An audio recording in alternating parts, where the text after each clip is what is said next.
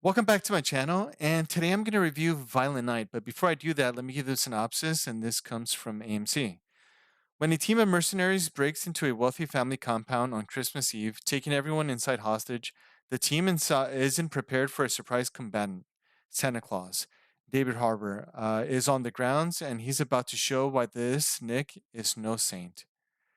So I really like this movie. I really enjoyed it. I thought it was a lot of fun. It's has comedy, it has action, like the name, it's very violent, and it has a lot of heart. Um, and that's the part that I really enjoyed that they implemented in this movie. It's the hard part because it just made it a better movie for me. Without it, I think it would just been an okay film, but it would have been missing something for me. And to me, this was so good because of it. It just improved it so much more.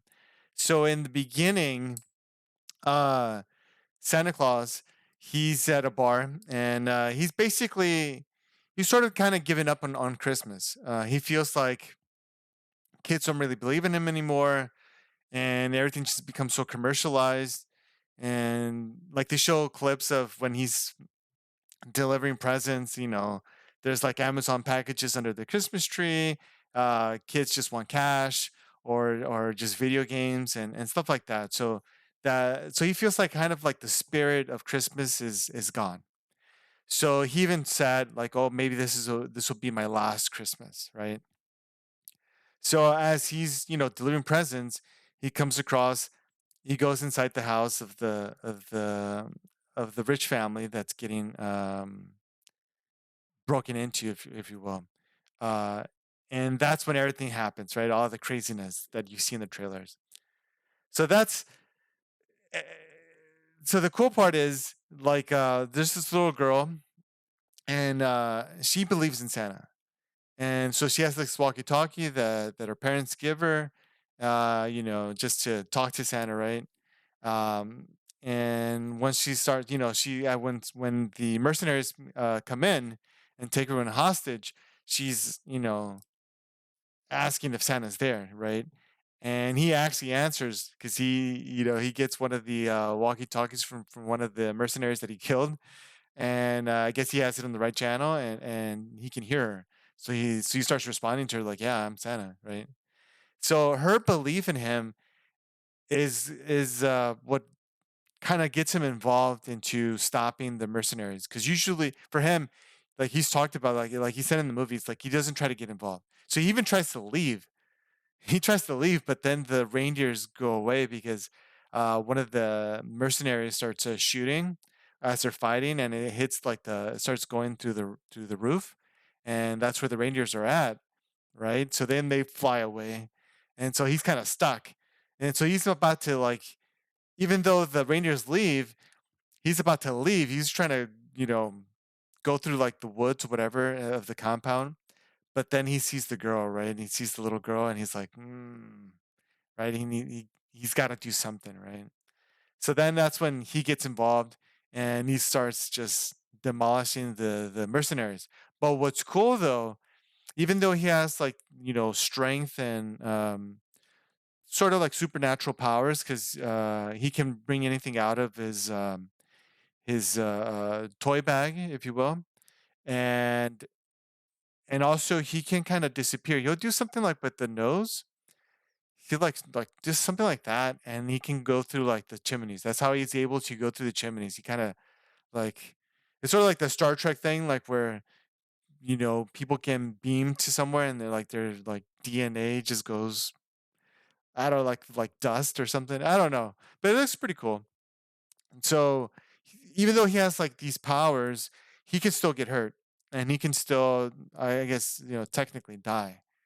And so he's also getting hurt. He's getting his butt kicked by some of the mercenaries, right? But at the end, he still wins out.